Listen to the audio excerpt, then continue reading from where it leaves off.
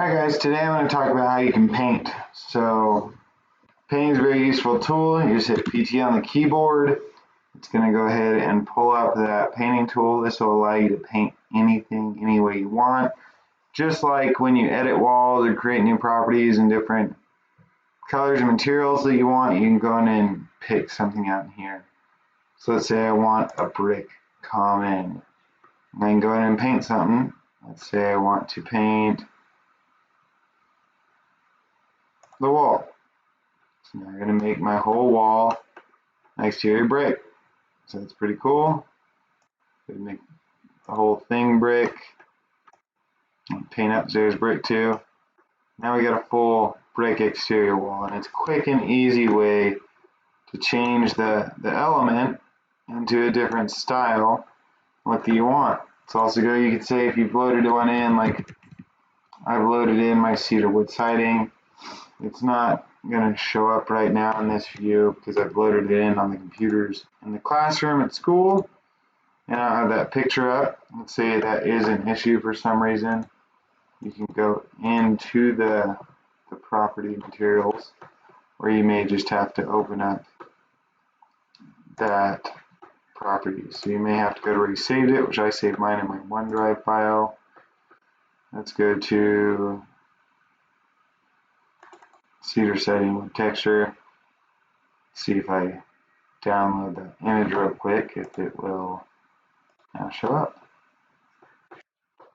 And it's still not seeming to do so. But again, that's just adjusting that material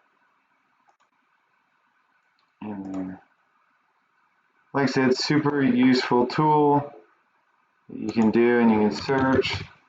Let's say you want to do wood. So we want a cherry wood. We do cherry wood on the side of our house. You want oak flooring? In oak flooring, you paint anything and everything to change your properties. Now, something you may have to be careful with too is don't overpaint things, because I believe, if I'm not mistaken, that when you do paint, that material, you paint over it again, it just creates like layers.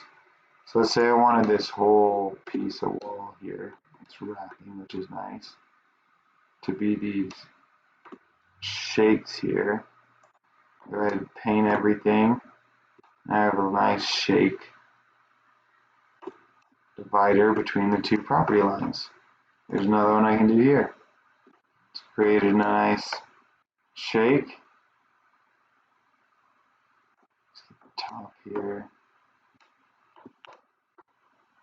Let's see, not a really good, but there you go. Now you got your shakes there. Let's say we want a different color of concrete. Let's go with, let's see if there's a, oh, no stamped concrete. Let's go with a,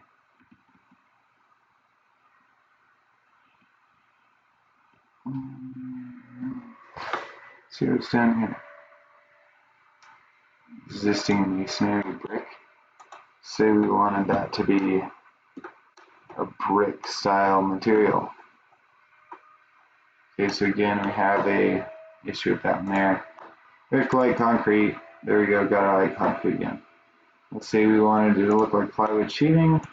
There you go, we got plywood sheeting. So it's a useful tool. Be careful with how you use it.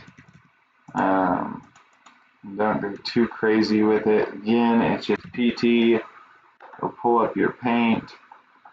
And you're able to go from there. So let's say we wanted brick again, my spelling, and wanted it to look like it was pavers. Now I have each one of these